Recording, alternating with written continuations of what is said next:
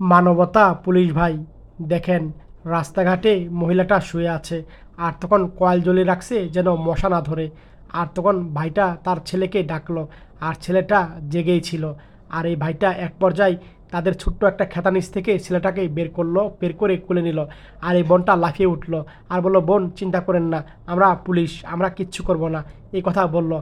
আর তখন বলল, বোন এভাবে থাকেন, আপনার শীত লাগে না? শুধু পাতলা একটা খেতা। আর তখন এই পুলিশ ভাই তার ছেলেকে দিয়ে দিল মার কোলে। আর তখন কয়েলটা নিভিয়ে দিল এই পুলিশ ভাই। আর তারপরে আরেকটা পুলিশ ভাই এই বোনটির জন্য কম্বল, মশারি আর কিছু জিনিসপত্র নিয়ে আসলো। আর তখন মশারি নিচে ছেলেকে ঢুকিয়ে দিল।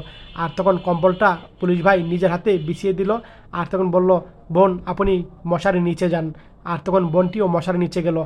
আর তখন নতুন কম্বলটা দিয়ে দিল। আর তখন বলল, টাকা নিবা তুমি বাবু, এই কথা বলল। আর তখন পুলিশ ভাই একটা বড় টাকার নোট এই ছেলেকে দিল।